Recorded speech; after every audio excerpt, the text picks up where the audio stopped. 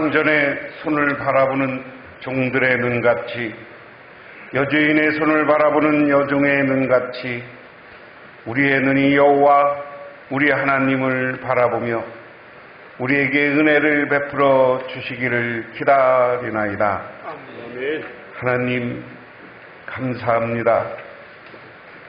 오늘도 저희들 무더위 속에서 지켜주시고 인도하시고 이렇게 주님의 교회로 불러서 오늘 예배하며 하나님을 찬양할 수 있도록 허락하여 주신 은혜에 감사를 드립니다.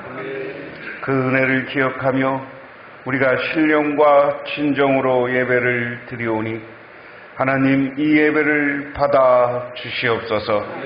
그리고 우리들에게 하늘의 은혜와 은총을 내려 주시옵소서.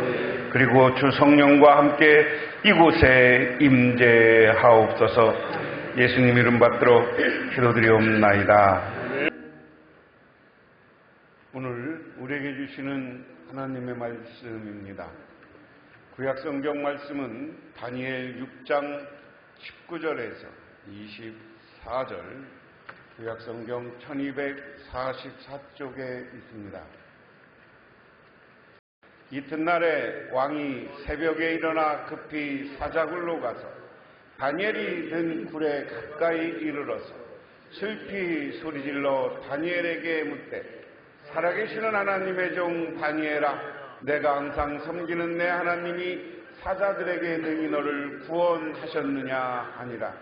다니엘이 왕에게 이르되, 왕이여 원하건대 왕은 만수무강하옵소서. 나의 하나님이 이미 그의 천사를 보내어 사자의 입을 봉하셨으므로 사자들이 나를 상해하지 못하여 싸우니 이는 나의 무죄함이 그 앞에 명백함이오며, 또 왕이여 나는 왕에게도 해를 끼치지 아니하였나이냐 하니라. 왕이 심히 기뻐서 명하여 다니엘을 굴에서 올리라 하매 그들이 다니엘을 굴에서 올린즉 그의 몸이 조금도 상하지 아니하였으니 이는 그가 자기의 하나님을 믿음이었더라. 왕이 말하여 다니엘을 참소한 사람들을 끌어오게 하고 그들을 그들의 처자들과 함께 사자굴에 던져 넣게 하였더니 그들이 굴 바닥에 닿기도 전에 사자들이 곧 그들을 움켜서 그 뼈까지도 부서뜨렸더라. 아멘. 신약성경 말씀은 요한복음 11장 33절에서 44절, 신약성경 166쪽입니다.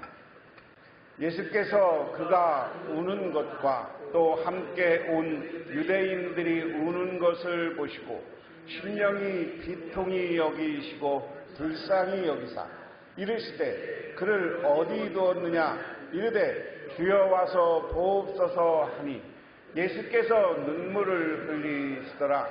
이에 유대인들이 말하되 보라 그를 얼마나 사랑하였는가 하며 그중 어떤 이는 말하되 맹인의 눈을 뜨게 한 이 사람이 그 사람을 죽지 않게 할 수 없었더냐 하더라. 이에 예수께서 다시 속으로 비통히 여기시며 무덤에 가시니 무덤이 굴이라 돌로 막았거늘 예수께서 이르시되 돌을 옮겨 놓으라 하시니 그 죽은 자의 누이 마르다가 이르되 주여 죽은 자가 지가 나흘이나 되었음에 벌써 냄새가 나나이다.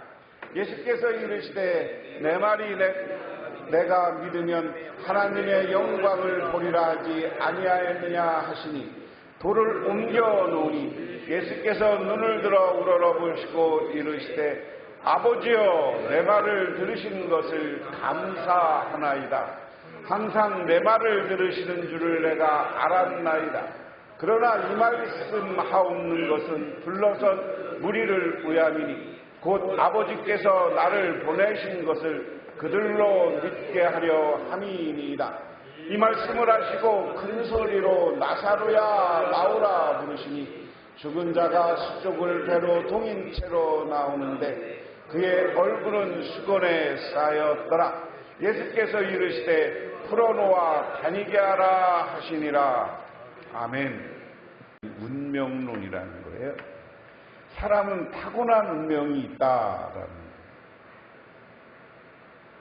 그런데 우리 기독교인들은 사람은 타고난 운명이 있는 게 아니라 하나님 앞에 바로 서고 하나님이 우리를 사랑하면 하나님이 우리에게 복 주는 거예요.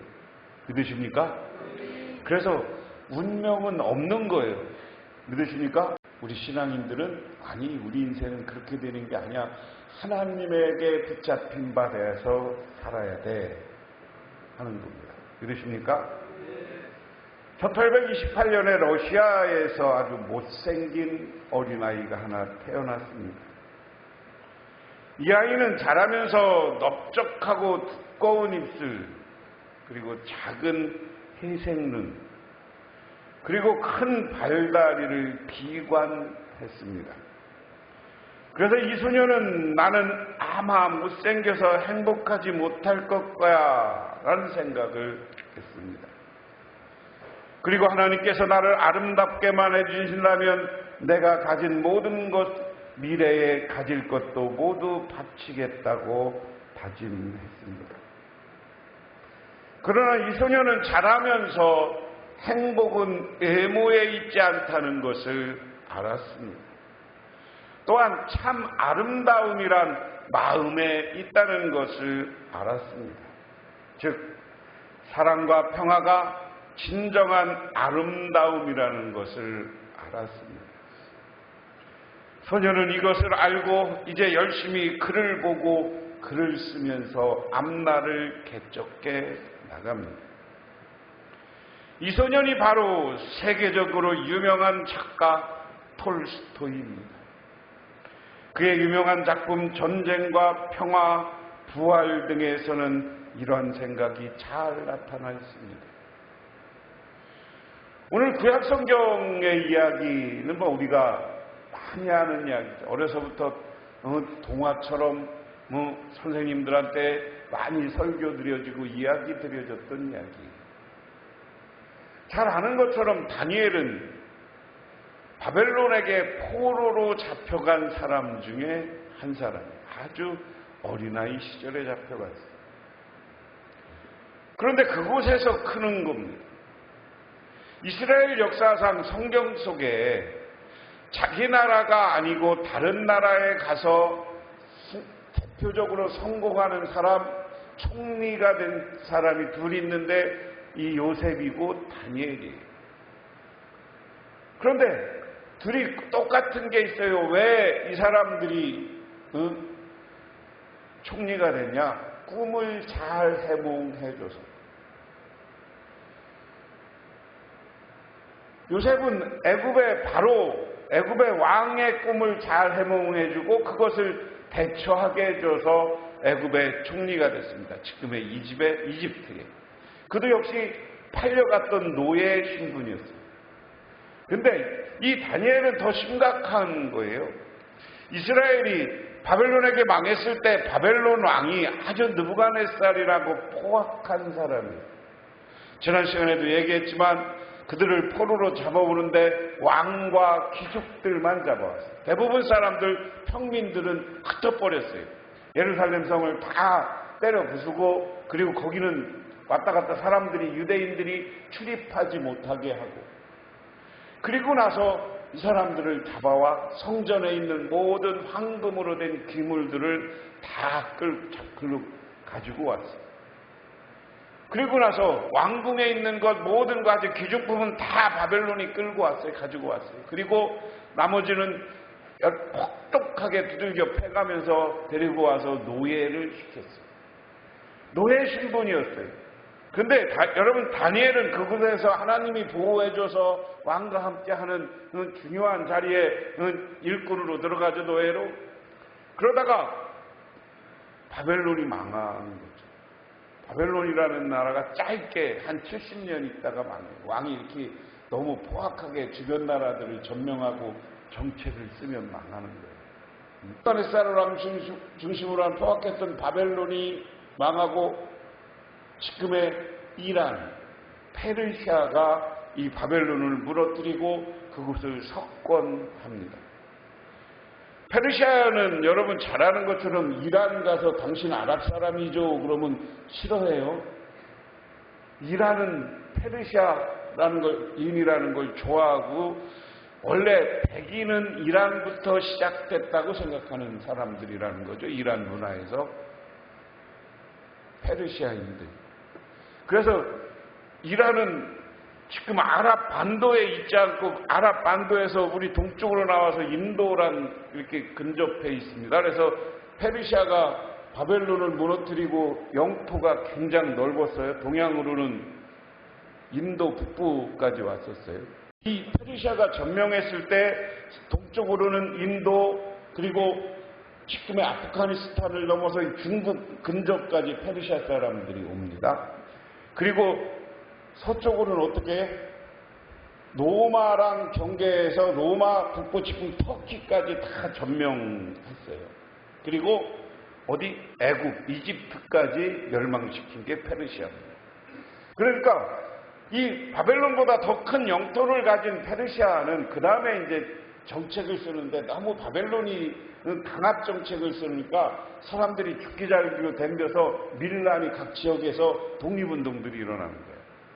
그러니까 페르시아는 그래 니네 돌아가 니네끼리 민족으로 사는데 이제 세금만 잘 바쳐. 세금만 잘 바치면 뭐라고 안 할게. 그래서 그것을 총책을 담당했던 사람이 누구냐? 다니엘이 총리가 돼서 그걸 담당해요. 그런데 생각해보세요. 페르시아 주도권을 가진 왕궁의 주도권을 가진 사람들이 저 이방에서 온 그렇게 잘생기지도 않고 저 노예로 왔던 다니엘이 총리가 됐다고 하니까 그리고 왕이 총리를 너무 신임해. 그러니까 사람이라는 건 시기 질투가 생기기 시작하는 거예요. 그렇잖아요? 잘하면 잘한다고 인정해줘야 되는데 사람 마음이라는 게 왜 누구에 대한 미움, 시기, 질투가 생기면 이것은 모든 것은 어디서 나와? 욕심이라는 악에서 나와. 왜? 그 욕심은 뭐예요? 자기가 더 성공하고 자기가 더 출세하겠다는 욕심이죠. 그래서 우리가 예수를 믿으면서 신앙생활하면서 우리는 늘 기도하면서 회개하고 죄 고백을 하는 건 욕심을 우리 마음에서 사라지게 하는 거예요. 그리고 욕심이 있던 그 자리에 성령이 와서 사랑과 평화와 다른 사람들을 배려하는 그러한 좋은 마음을 갖고서 하는 것, 그게 우리 신앙의 핵심입니다. 그러니까 이 페르시아 사람들이 자기들이 출세해갖고 왕 옆에 있어갖고 그리고 좀 성공해서 여러 가지 좀 이익도 나눠갖고 해야 되는데 다니엘이라는 저 촌뜨기 포로로 왔던 사람, 이 사람이 총리로 있으니까 기분 나빴죠. 그런데 다니엘은 신앙이 아주 분명했어요. 하나님에 대한 신앙이 분명했어요. 그래서 매일 아침마다 창문을 열고 하루에 3번씩 예루살렘 성을 향해서 보면서 기도를 해. 그런데 그래 이게 이 다니엘이 총리인 건 좋은데 자기들의 왕, 내가 여러 번 얘기했어요. 구약시대 이방 나라의 왕은 신의 아들이야. 그리고 신이야. 그래서 신의 아들인 황제를 숭배하지 않고 하나님을 믿는다고 하루에 3번씩 창문을 열어놓고 예루살렘을 향해서 기도해. 아 그래. 그래서 황제한테 가서 얘기하는 거거든요. 당신이 신의 아들인데 종교가 통일돼야 나라가 하나가 되는 건데 당신을 신의 아들로 생각하지 않고 다른 신을 믿는 사람이 있다. 그 사람들 한시적으로 특명을 내려서 그 사람들 자기 신을 황제 숭배를 하지 않으면 다 죽인다는 조서를 하나 내리자. 칙령을 하나 내리자. 왕의 명령이 법이야. 왕의 명령이 법이고 페르시아면 황제 소리를 들을 만큼 대단한 신의 아들인데 그러니까 이 황제도 솔깃한 거야. 아 그래 맞아 내가 신의 아들이지. 근데 나를 안 섬기고 다른 신을 섬겨? 그러니까 자기에게 아부하는 페르시아 사람들이 문안을 딱 만들어 가지고 온 거에 도장 찍은 거죠. 요즘 왜 딱 시행령에 이렇게 해라 그런 거예요.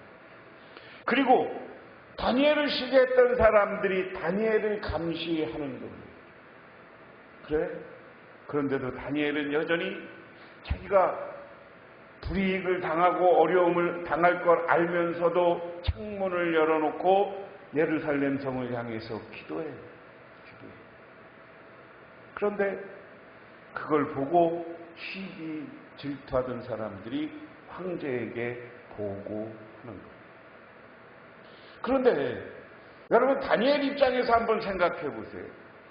이게 오래 갈 것도 아니고 한시적 법령이고 한시적 칙령이었다는 거예요. 그러면 그냥 그 시대만 조금 문 닫아놓고 기도하면 뭐 어디가 덧나나? 꼭 내가 하나님 믿는 거 사람들한테 표시내야 되나? 하나님한테 나 저기 요 칙령 지나는 기간만 잠깐 기도 멈출게 그러면 뭐 하나님이 화날까? 다른 관점에서 보면 그러면 그렇게 꼭 안 해도 되는 건데 그러면 그 어려움과 고난을 안 받을 수 있는 건데 자기가 총리직에서 영원히 있을 건데 그런데 여러분 문을 열어놓고 예루살렘을 향해서 기도하는 건 총리직이 중요하지 않다는 거예요. 지금 세상에서 자기가 갖고 있는 출세, 성공이 중요하지 않다는 거예요. 다니엘은 뭐가 중요한 겁니까? 하나님께 예배하고 하나님을 경배하고 하나님을 찬양하고 하나님께 기도하는 게 다니엘에 대한 중요한 거예요. 믿으십니까? 그래서 여러분 오직 하나님을 바라보고 하나님을 찬양하고 하나님께 기도하고 하나님께 간구하고 하나님께 영광 돌리는 삶을 살아가시기를 주님의 이름으로 축원합니다. 그러니까 이제 다니엘을 시기했던 사람들이 왕한테 보고해요. 그런데 왕이 도장을 찍었으니 자기가 다니엘을 봐줄 수도 없고 그래서 그 당시에 가장 악독한 법이 뭐냐? 사형도 그냥 활로 쏴 죽이든지 그냥 빨리 교수형처럼 빨리 죽는데 저 밑에다가 사자를 며칠씩 죽여. 이 사자한테 사람을 던져줄 때는 그냥 뭐 잘 먹고 하는 게 아니에요. 사자한테 독을 올린대. 옛날에 자료를 보면. 그래서 일주일이고 이틀이고 한 달이고 굶기는 거야. 그러면 이 동물이라는 건 자기 아주 먹는 사람들에게 이 배고플 때 우리 사람들도 못 참잖아요. 배고플 때 건드리면 안 돼. 저도 막 배고플 때 건드리면 화나. 근데 배고플 때는 내주세요. 목사님이 가끔 화난 거다. 아, 목사님 배고픈가 보다. 사람이 제일 좋은 게 배부르게 만족해 있을 때 평안한 거야. 배 안 부르면 만족한 게 없어. 그러니까 사자들도 이거 굶겨놨으니 그냥 누가 사람이 떨어지고 동물이 떨어지기만 하면 움켜 먹으려고 그르렁그르렁거리고 밑에 있는 거란 말이야. 한 마리도 아니고 여러 마리야. 그런데 거기다 다니엘을 집어 던진 거예요. 그런데 왕은 자기가 명령한 것 그러면 누가 자기 법을 지켜요? 그러니까 할 수 없이 그 신하들이 하라는 대로 해. 그리고 나서 오늘 본문 이야기는 하루가 지난다. 다니엘을 이미 사자굴에 던져요. 그 다음에 이튿날 동이 틀 때 왕은 얼마나 일어나는 길로 곧 사자굴로 갔다. 그 굴이 가까이 이르러 왕은 슬픈 소리로 외치며 다니엘에게 말하였다. 살아계신 하나님의 종 다니엘은 들으시오. 그대가 늘 섬기는 그대의 하나님이 그대를 사자로부터 구원해 주셨소 하는 겁니다. 오늘 이 말씀 속에 이방 사람이지만 다니엘이 자기 꿈을 해몽해주고 다니엘이 믿는 하나님에 대한 이해가 왕이 있어서 그래 다른 사람들이 속여서 다니엘을 사자굴에 던졌는데 오늘 죽었으면 큰일이다라는 마음 가지고 온 거죠. 그렇지만 한쪽에서는 다니엘이 믿는 야훼, 다니엘이 믿는 엘로힘 그 하나님이 다니엘을 구해줬나 이게 궁금했던 거예요.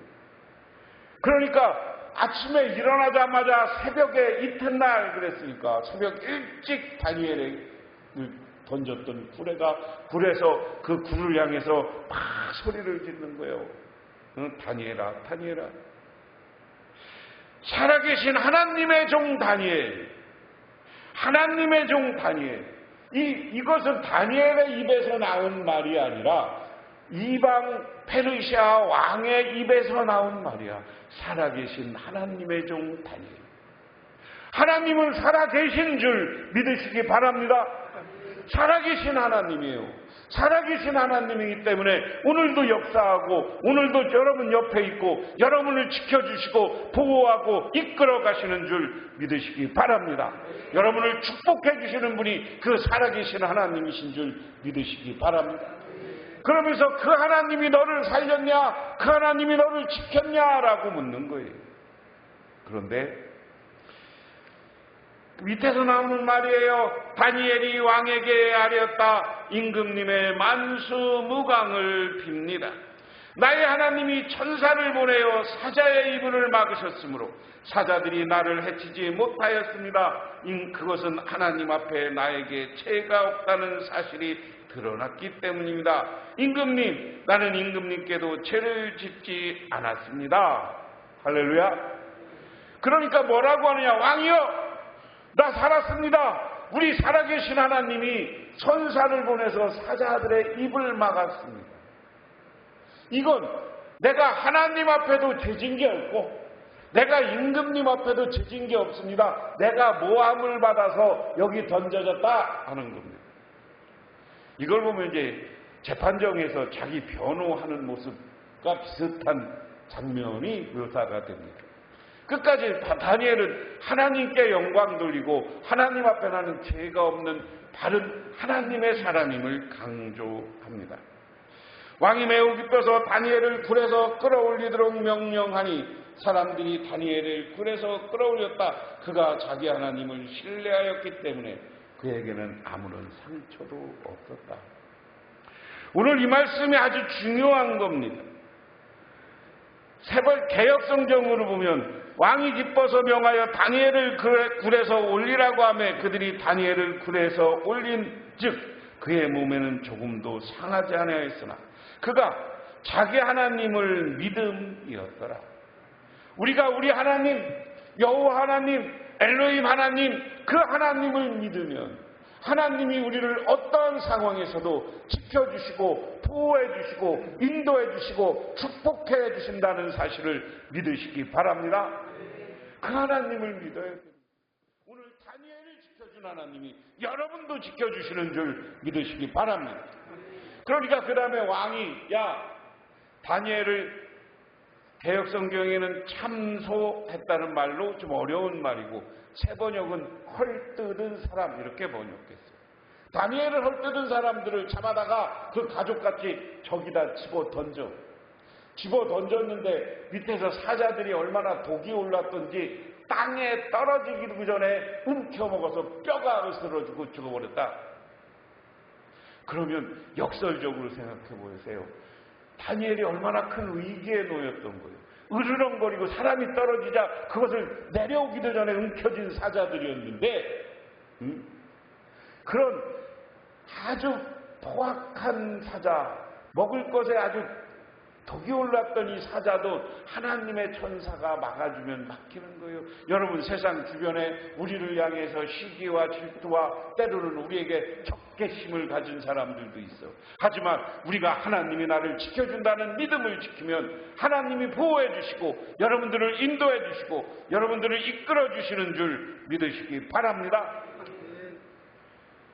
여러분 유명한 이야기가 있어요. 종교개혁을 한 루터가 자기가 비텐베르그의 배국의 문장을 다 띄우고 나서 이제 맨 처음에 루터가 종교개혁을 성공한 게 아니에요. 제일 먼저 교황이 루터를 잡아 죽이라고 해요.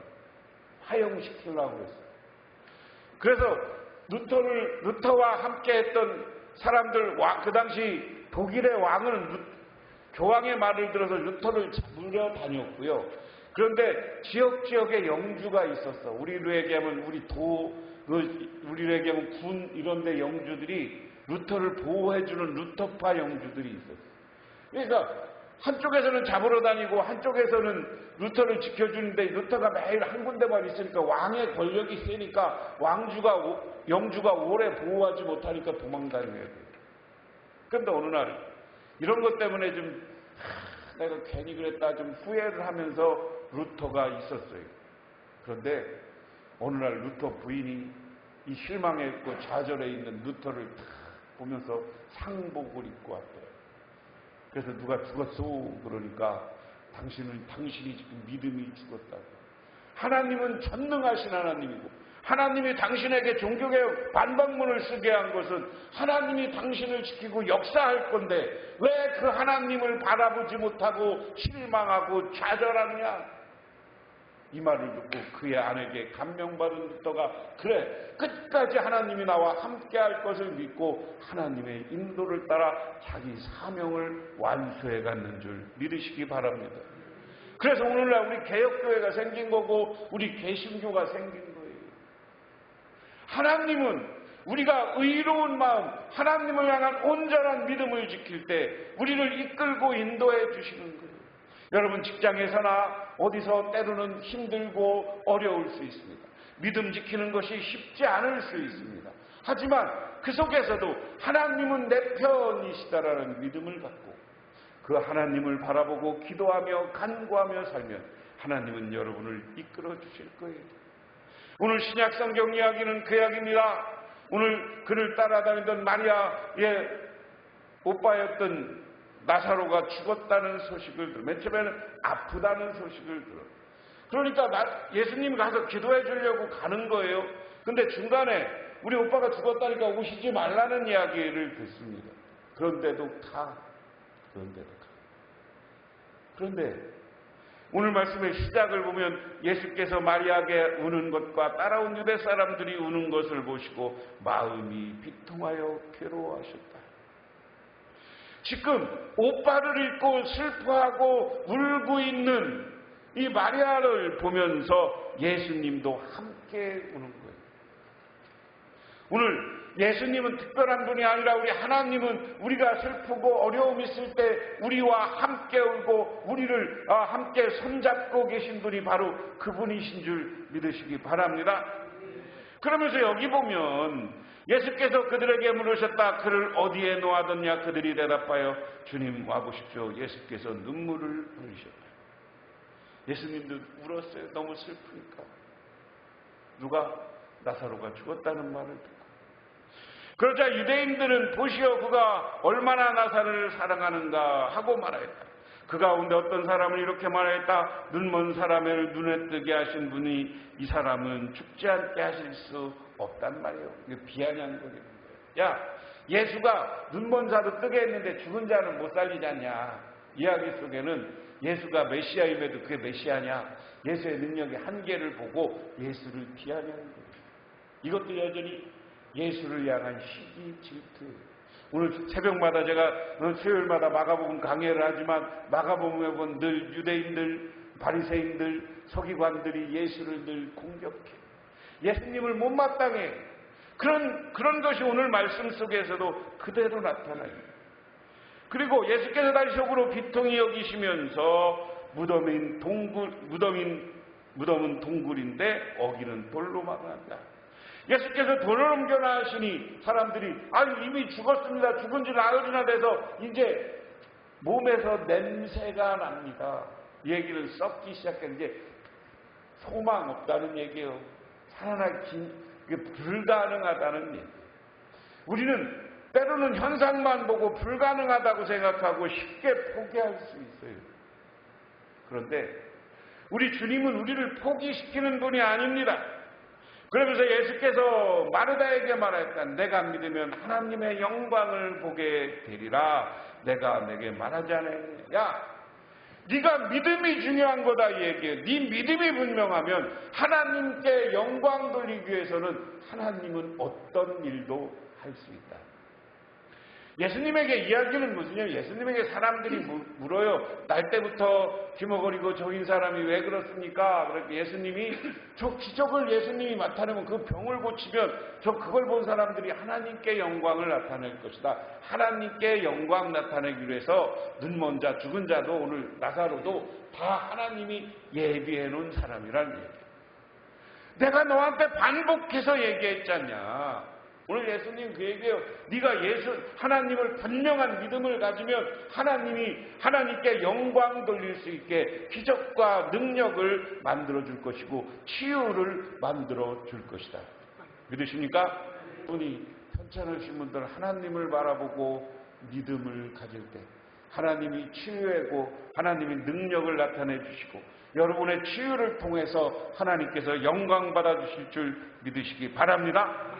그런 능력이 여러분의 개인에게도 일어나는 거예요. 오늘 근데 예수님이 제일 중요한 건 믿음이라는 거예요.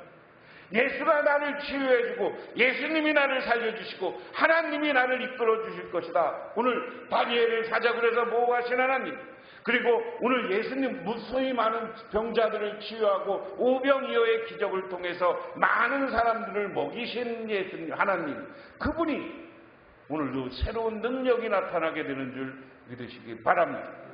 그러면서 오늘 뭐라 그래요? 이렇게 말씀하신 다음 큰 소리로 이야기했다. 나사로야 나와라. 나사로야 나오너라. 죽었던 사람이 나왔다. 손벌은 천으로 감싸고 있고 얼굴은 수건으로 싸매져 있다. 예수님께서 그들을 풀어주어서 가게 하여라고 말씀하셨다. 할렐루야.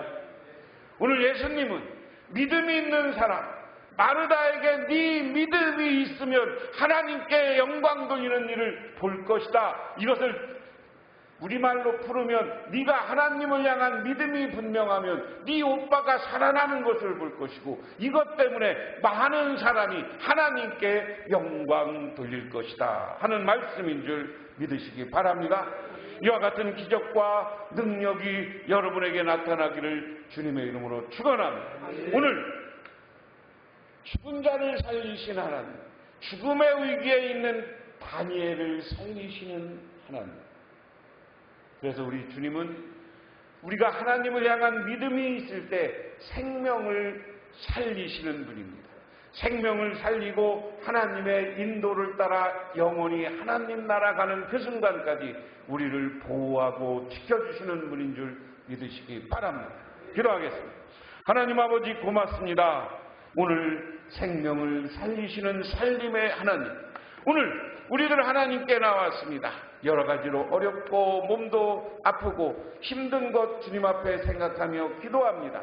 주님께서 이 모든 문제를 통하여서 통과하고 나면 하나님께 영광이 나타날 것이라는 믿음을 가질 때 우리의 병을 치유하시고 우리에게 능력 주시고 우리들에게 놀라운 간절한 은총을 내려 주옵소서. 예수님 이름 받들어 기도드리옵나이다. 아멘. 지금은 우리를 죄 가운데 찾아오셔서 우리의 죄를 사하여 주시고 부활을 통해서 참된 승리의 모습을 보여주신 우리 주 예수 그리스도의 은혜와 온 우주를 창조하신 성부 하나님의 축복하심과 우리 삶 가운데 찾아와서 우리를 영원한 하나님 나라까지 지키시고 인도하시는 성령님의 함께하심이 오늘 죽은 나사로를 살리며 또한 사자굴에서 건짐받는 다니엘을 생각하며 오직 하나님을 향한 믿음만 갖고 살아가기로 결단하고 들어가는 우리 할렐루야 교회 모든 성도님들과 그 가정 위에 자녀들 위에 자손들 위에 그리고 이 나라와 이 민족 위에 영원토록 함께하시기만을 간절히 축원하옵나이다.